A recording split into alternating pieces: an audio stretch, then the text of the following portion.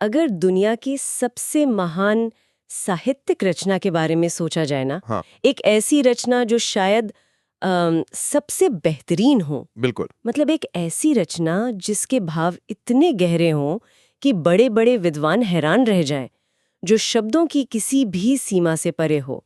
और फिर सोचिए कि उस रचयिता ने खुद अपनी उस महान रचना को उठाया और जानबूझकर हमेशा हमेशा के लिए समुद्र की गहराइयों में फेंक दिया। हम्म ये ना कोई काल्पनिक कहानी नहीं है।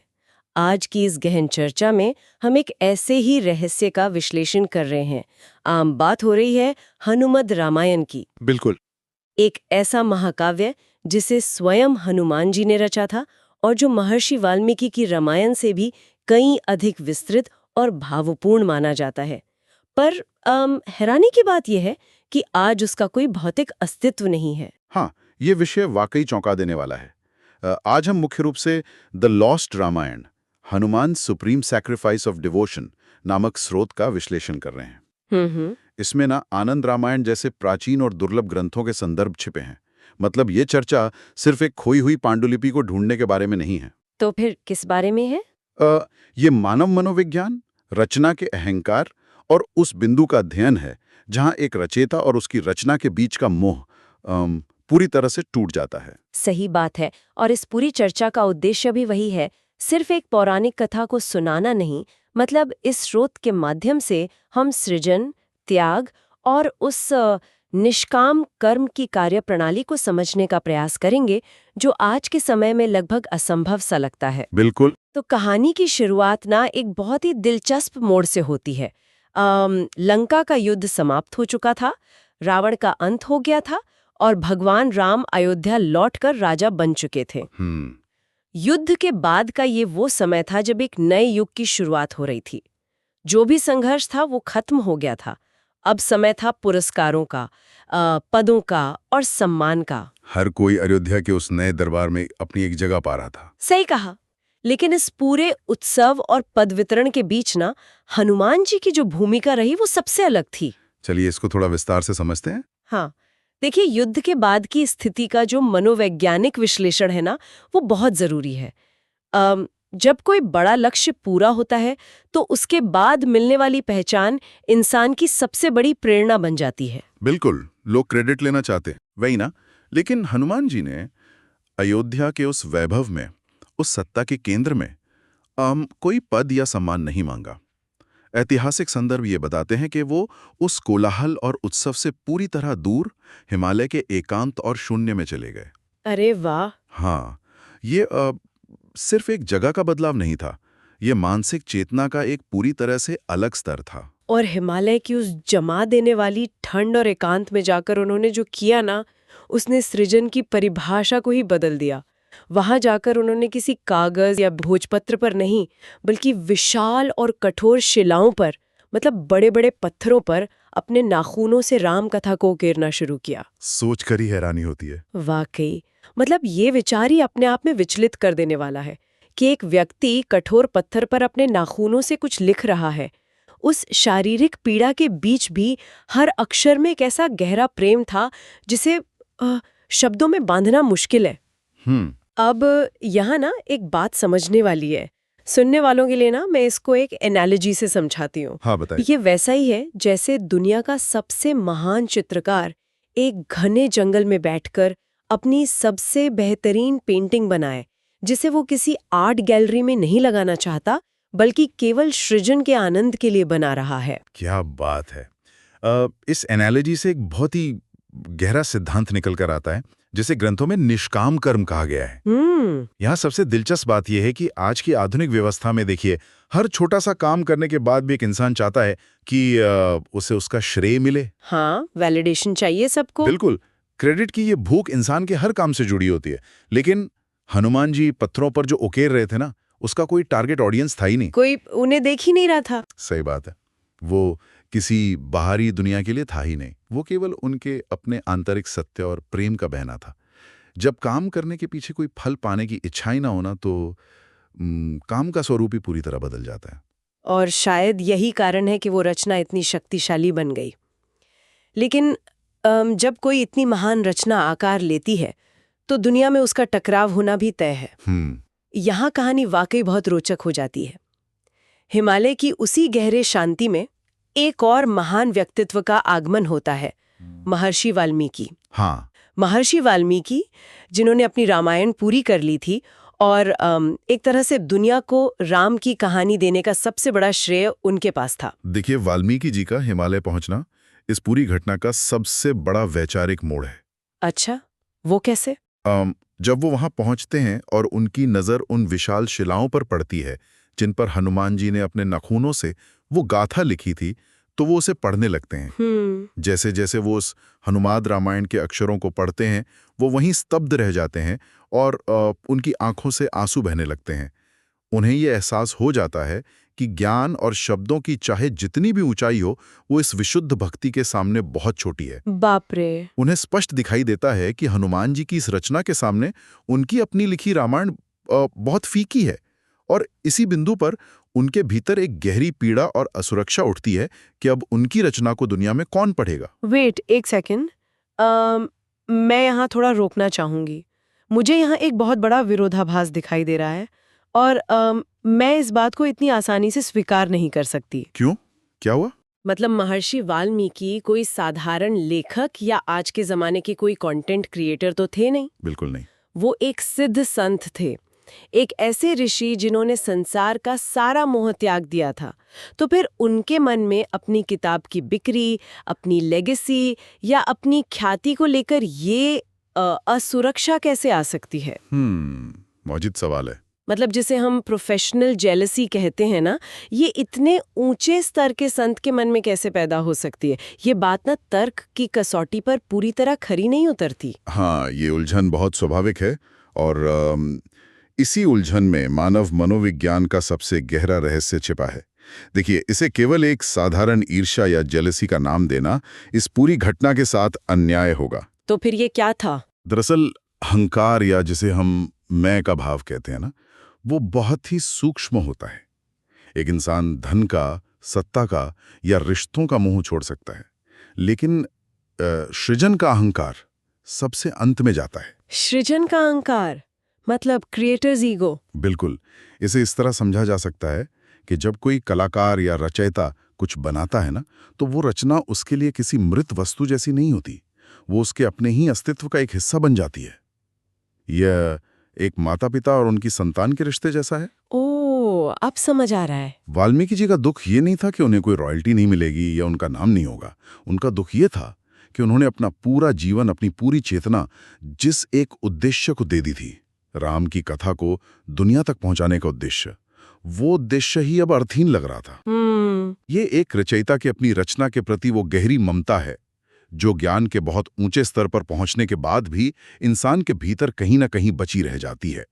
सच कहूं तो ये विश्लेषण इस पूरी घटना को देखने का नजरिया ही बदल देता है। अब मतलब वाल्मीकि जी के जो आंसू थे वो केवल हनुमत रामायण की सुंदरता देखकर नहीं निकल रहे थे। नहीं, उसके पीछे उनकी अपनी पीड़ा थी।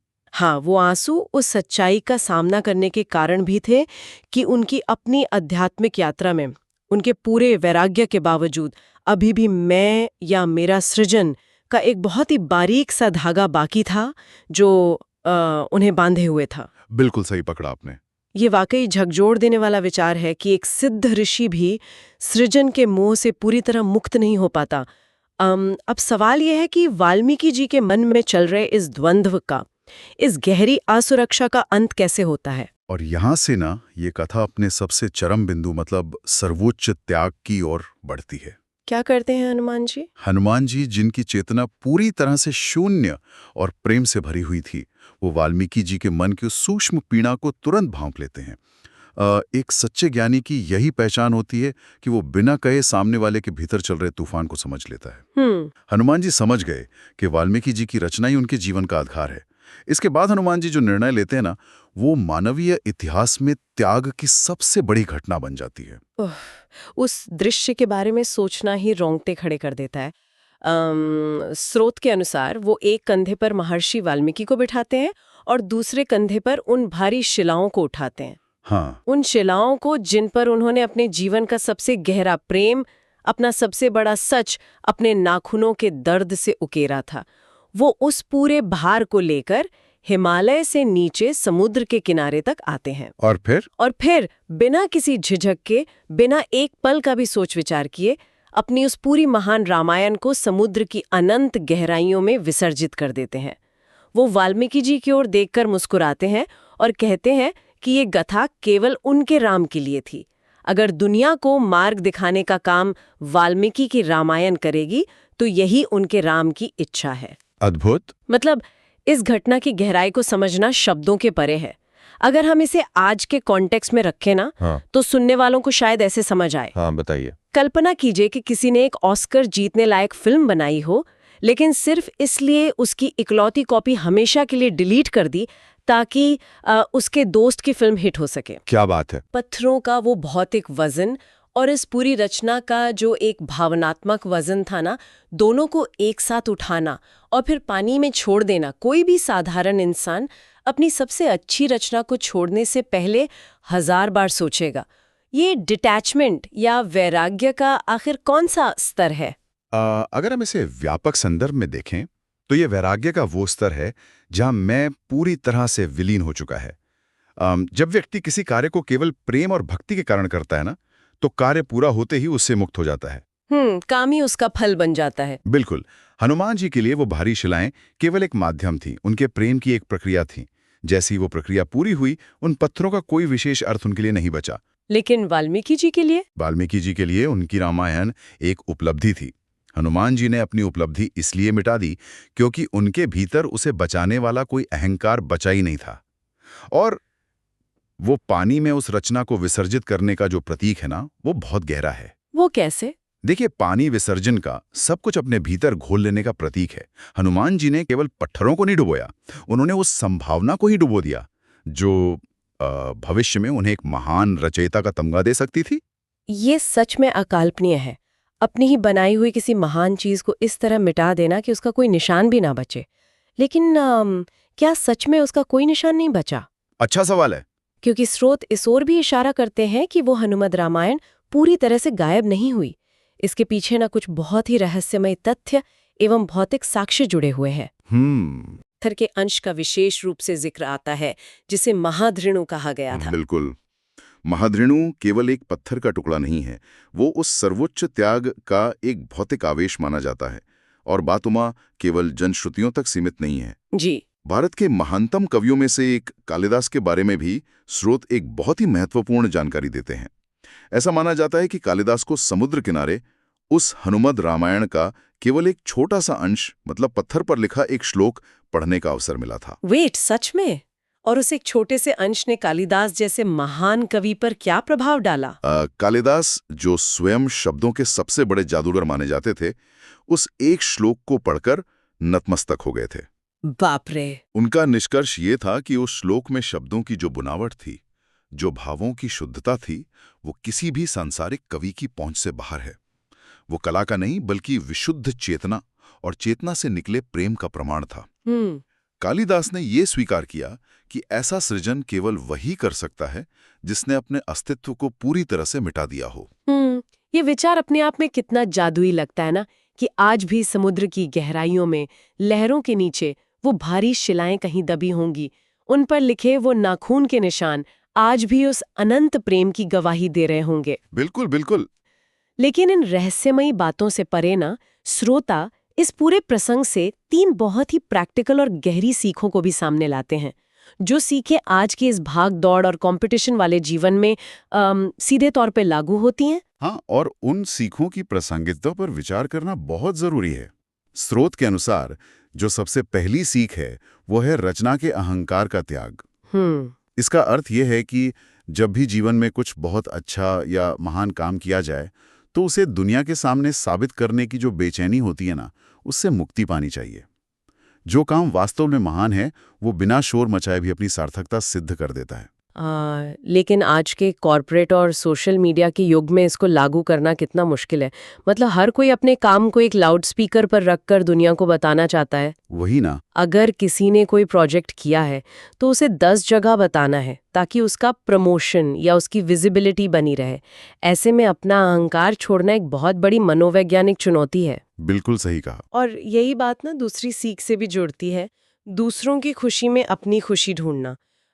ये सिद्धांत सुनने में बहुत आदर्शवादी लगता है, लेकिन क्या कोई असल जिंदगी में अपने किसी साथी की सफलता के लिए अपने खुद के बरसों के काम का श्रेय छोड़ सकता है? यही वो चुनौती है जो साधारण इंसान और एक आध्यात्मिक रूप से परिपक्व इंसान के बीच का अंतर तय करती है। देखिए, आज की दुनिया में हर व्यक्ति दूसरे से आगे निकलने की दौड़ में है। कट थ्रोट कंपटीशन है। हाँ, तो ऐसे में किसी और की सफलता के लिए अपने काम को स्वेच्छा से पीछे कर लेना एक बहुत ही गहरी आंतरिक शांति की मांग करता है। ये तभी संभव है जब इंसान भीतर से इतना भरा हुआ हो कि उसे बाहर से किसी की वाहवाही या किसी भी तरह के सर्टिफिकेट की जरूरत ही महसूस ना हो। सच में। और यही बात हमें स्रोत की तीसरी और सबसे महत्वपूर्ण सीख की ओर ले जाती है। कर्म ही पूजा है, या जिसे निष्काम कर्म कहा गया है। ये विचार कि जब कोई काम पूरी तरह से किसी ऊंचे उद्देश्य के लिए किया जाता है ना, तो उस काम को करने वाले का नाम या उसकी पहचान कोई मायने नहीं रखती। बिल्कुल। अगर इस विचार को गहराई से समझा जाए तो ये इंसान को बहुत बड़ी आज़ादी देता है। आज़ादी? वो कैसे? जब व्यक्ति इस बात की चिंता छोड़ देता है कि उसके काम का क्या फल मिलेगा या लोग उसे किस नाम से याद रखेंगे, तो काम करने की जो गुणवत्ता है, जो क्वालिटी है, वो अपने आप कई गुना बढ़ जाती है। क्योंकि प्रेशर खत्म हो जाता है। वैसे ही, क्योंकि तब पूरा ध्यान केवल उस काम की पूर्णता पर होता है, ना कि उसके परिणाम पर। हनुमान जी की रामायण इसलिए सबसे श्रेष्ठ थी क्योंकि उन्होंने उसे महान बनने के लिए नहीं लिखा था। स्रोत का जो अंतिम और सबसे गहरा संदेश है वो यही है कि नाम समय के साथ मिट सकता है, लेकिन किया गया सच्चा त्याग हमेशा अमर रहता है। वाह! जब कोई इंसान अपनी उपलब्धियों के घमंड को पूरी तरह से छोड़ देता है, जब वो अपनी पहचान के मोह की जंजीरों को तोड़ देता है, तो उसकी जो विरासत बनती है ना, वो समय और भौतिक चीजों की सीमाओं से बहुत आगे निकल जाती है। बिल्कुल निकल जाती है। हनुमत रामायण आज दुनिया के किसी भी पुस्तकालय में मौजूद नहीं है, उसे पढ़ा नहीं जा सकता, लेकिन उस एक रचना को डुबो देने के उस कृत्य की जो गूंज है, वो हजारों साल बाद भी उतनी ही स्पष्ट सुनाई दे रही है। रुक कर ये सोचने पर मजबूर करता है कि जीवन में हमारे काम करने की असली प्रेरणा क्या है। मतलब क्या सब कुछ केवल इस दुनिया में एक छोटी सी पहचान बनाने के लिए किया जा रहा है, या फिर उस काम के पीछे कोई ऐसा प्रेम और समर्पण है जो पहचान का मोहताज नहीं है। सच में सोचने वाली बात है। और इसी गहरे विचार के साथ इस गहन चर्चा के अंत की ओर बढ़ा जा सकता है। बिल्कुल। इस पूरी घटना, उन भारी शिलाओं और उस गहरे समुद्र पर विचार करते हुए ना, एक बहुत ही झकझोर देने वाला सवाल सामने आता है। एक ऐसा सवाल जो सीधे आज के जीवन से जुड़ता है। और वो सवाल क्या है? अगर हनुमान जी जैसा एक अमर और असीमित शक्तियों वाला व्यक्तित्व अपने जीवन की सबसे महान रचना को, अपनी बरसों की तपस्या से लिखी गई उन विशाल और भारी शिलाओं को इतनी आसानी से मुस्कुराते हुए असीमित समुद्र में हमेशा के लिए विसर्जित कर सकता है, तो सोचने वाली बात यह है कि इस आधुनिक जीवन में ऐसी कौन सी शिलाएं हैं जिन्हें हम व्यर्थी कांधों पर ढो रहे हैं। अपनी छोटी छोटी उपलब्धियों, अपने पद, अपने रुतबे और सबसे बढ़कर अपने अहंकार के वो कौन से भारी पत्थर हैं जिन्हें छोड़ने का साहस नहीं जुटाया जा पा रहा है। बहुत गहरा सवाल है ये, है ना? क्या अपनी ही बनाई हुई इन छोटी छोटी महान रचनाओं और अपनी झूठी पहचान को कसकर पकड़े रहने की वजह से ही जीवन के समुद्र में लगातार डूबने का एहसास होता है हमें? शायद सच्ची शांति, सच्चा सुकून और जीवन की पूर्णता तभी मिलेगी जब हम भी अपनी उपलब्धियों और अपने अहंकार के इन भारी पत्थरों को स्वेच्छा से एक असीमित महासागर में हमेशा के लिए विसर्जित करना सीख जाए।